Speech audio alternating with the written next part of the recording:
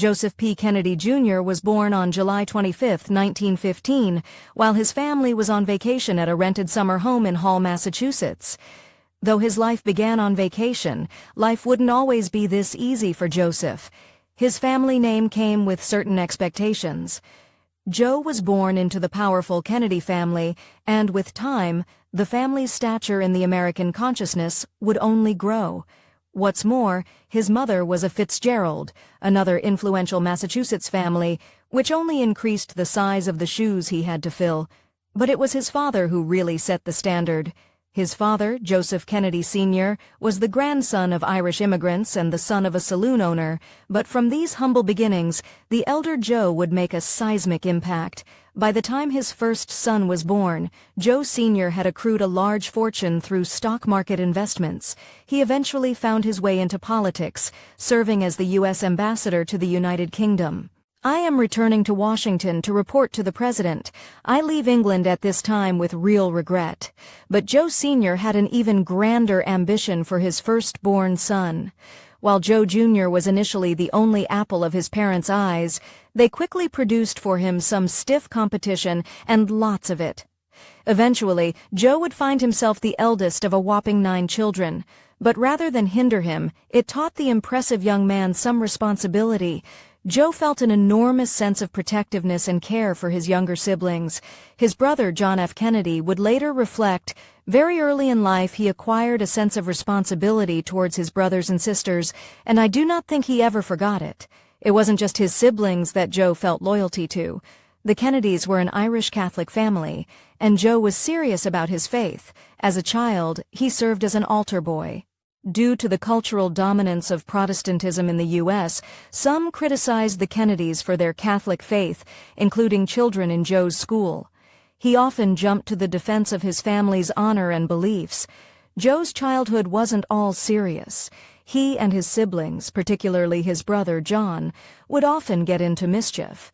Their mother's memoir recalls how they defaced a sign at a local restaurant.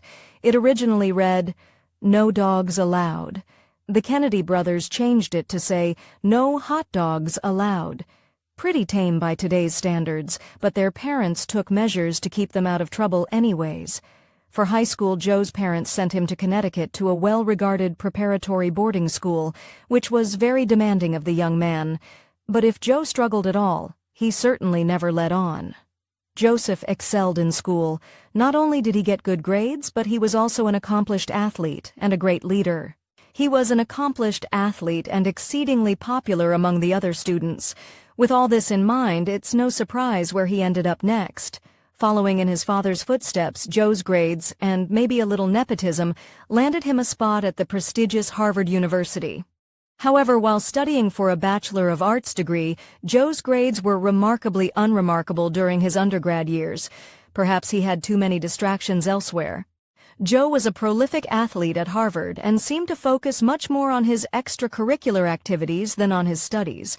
While enrolled in the school, he participated in no fewer than 3 different sports, including football, rugby, and crew. It wasn't exactly all work, but it wasn't all play either. Joe also served on the Harvard Student Council. Employing his natural charisma, he did his fair share of networking, joining a variety of clubs and societies such as the St. Paul Catholic Club, the Hasty Pudding Club, and the now defunct, due to multiple allegations of misconduct, Pi Eta. Joe managed to graduate despite all his distractions, but he wasn't done with Harvard yet. Having had his undergrad fun, Joe committed to his future. After graduating from Harvard, he spent a year studying at the London School of Economics where, under the mentorship of Professor Harold Laski, the young Kennedy studied economic theory and traveled throughout Europe to observe different systems and practice. After that, he enrolled in Harvard Law School. But what about his personal life? We don't know much about Joe's romantic life, other than one serious relationship with Athalia Poncel, born to a wealthy family in Ohio. Poncel would go to work as a model, Broadway dancer, TV star, and political activist. Tragically, she was also the victim of a fatal attack on the front steps of her home in 1974. It was painful to think how different things could have gone for not only her, but also Joe, who tread a far more dangerous path than he realized. Though it was never confirmed, rumors swirled among the Kennedy social circle that Joe and Ponsell were engaged to be married. The wedding never came to pass, however, due to his untimely demise. Ponsell never spoke much of their relationship in subsequent years, opting to keep it private. Perhaps it was simply too painful that she had lost a man set up for so much. With all of Joe's accomplishments, he became something of a mentor and role model to the rest of his siblings, and in his role of responsible big brother, came to be something of a favorite amongst his parents and older relatives. Known to some family historians as the Kennedy Golden Child, Joe was being groomed for greatness by those who came before. One could argue that Joe's parents placed the greatest expectations possible on him. His father aspired for his son to become no less than the President of the United States. It was not only the Kennedys who had high expectations that Joe would do the family name proud. From his literal birth, his mother's name, the Fitzgeralds, also voiced their ambition for the young man. The day Joe was born, his maternal grandfather, and then mayor of Boston, John F. Fitzgerald, straight up told reporters, "This child is the future president of our nation." Joe himself seemed to have absorbed all his family's ambition for him. One biographer claimed that he would often tell people he met that he was going to be the first Roman Catholic president of the United States. He certainly had confidence. Now he just needed the connections. Joe's first official foray into politics came in 1940. That year he served as a delegate to the Democratic National Convention, where the party overwhelmingly nominated Franklin D. Roosevelt for an unprecedented third term. That's the only thing we have to fear, is fear itself. Showing face at the event, Joe's political ambitions were now on public record. It was now time to take the next step. Slowly climbing the ladder with his eye on the presidency, Joe made plans to run for a seat in the U.S. House of Representatives. Joe was ready to go until the United States entered World War II and began deploying American men to the Pacific and European theaters. As such, Joe's patriotic duty rose to attention, which was interesting considering some of the dodgy opinions he had voiced just a few years earlier. A few years before the outbreak of World War II, Joe shockingly made comments praising the Germans. Expressing approval for the rising dictator, the young Kennedy remarked that he is building a spirit in his men that could be envied in any country. He had a front-row seat. Joe, at his father's behest, visited Germany in 1934. While there, he observed the dictator's rise, and his admiration for him only increased. There was one horrific policy in particular that stood out to the aspiring president. As if praising their psychotic leader wasn't bad enough, Kennedy also expressed his admiration for the regime's sterilization policy, one based on horrific and racist ideology around genetics. Joe said that the Germans' policies of eugenics would do away with many of the disgusting specimens of men. A few years later, though, Joe was singing a different tune. By the time the U.S. entered World War II, Joe's opinion, publicly at least, had apparently flipped. He now felt a patriotic duty to serve his country and fight the fascist menace emanating from Europe. Still a student of Harvard Law, Joe dropped out of school and enlisted in the Navy as an aviator, and he would quickly climb the ranks. Joe excelled in the Navy as a skilled pilot. He received his wings on May 5, 1942, and deployed to Britain shortly after. Assigned to a bomber squad after 2 tours of duty, largely conducting anti-submarine operations, Joe earned the rank of lieutenant on July 1, 1944. By this time, however, he had already gotten some unintentional press. Joe's younger brother, future President John F. Kennedy, had also enlisted in the Navy, but deployed halfway around the world to the Pacific Theater. In 1943, after a heroic episode where Jack saved several of his men from a downed ship by swimming with them to a small island, the story made the front-page news at home. However, the San Francisco Examiner accidentally printed a photo of Joe alongside the glowing article about his brother's exploits. While most would simply laugh it off, Joe was likely not too happy with the unintentional stolen valor. Joe was at home between his 2 tours when his brother made headlines, and at a dinner for his father's 55th birthday shortly after the incident, an old friend toasted to Ambassador Joe Kennedy, father of our own hero, Lieutenant John F. Kennedy of the United States Navy. Joe, scheduled to ship out, did not get a mention at all, and took it very personally. A guest who shared a room with Joe that night claimed to have caught the elder Kennedy brothers silently weeping and muttering, "By God, I'll show them," and his record spoke for itself. By the time of his promotion to lieutenant, Joe had completed a whopping 25 combat missions. At the end of 2 tours, this number was enough to have him approved for leave. His duty was considered fulfilled, but for Joe, something was still missing. Despite his multiple combat missions, Joe still felt as if he had accomplished little in the Navy. Though his missions were successful overall, he had not yet actually sunk a sub, nor taken down an enemy plane. To make matters worse, his brother, with whom he engaged in friendly rivalry, had a combat declaration, while Joe did not. The Navy, however, made him another offer, and it was a major disappointment. By June of 1944, Joe was beginning to lose hope that he would find the glory he so desperately sought. He got another promotion, but adding insult to injury, it came with an offer for the last thing he wanted, a desk job in London. Dejected, Joe declined and started packing his bags to head home, but not before opportunity knocked one more time. At the last moment, Joe suddenly got an exciting chance to finally prove himself when the Navy put out a call for a top-secret mission. They warned that the mission was potentially very dangerous, but all Joe saw was his opportunity to finally catch up to his younger brother and achieve his goals. The operation centered around a counter to German attacks on London. The enemy had been using something called a buzz bomb, a primitive but deadly type of missile that was quite hard to intercept. Because of this, the Allies hatched a plan of their own to strike back at bomb-resistant enemy targets. Upon hearing about it, Joe volunteered on the spot. However, the mission seemed extremely perilous as more details were revealed. The Navy loaded up Joe's plane with explosives. The plane was simple but nerve-wracking. The pilot would fly the plane as close to the German missile site as possible, and just before jumping out of the plane, would set it on a course to collide with the site itself. It was a terrifying prospect, but Joe was chomping at the bit.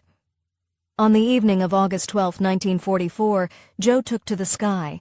With him was his co-pilot, Lieutenant Wilford J. Willey. The 2 aviators set course for Normandy, France. Joe would never touch land again. Joe was a skilled pilot, and everything seemed to begin without a hitch. An Allied photo reconnaissance plane following them confirmed that the plane successfully made its first remote-controlled turn at the correct altitude and location. As it approached the French coast, the eldest Kennedy child uttered his final 2 words.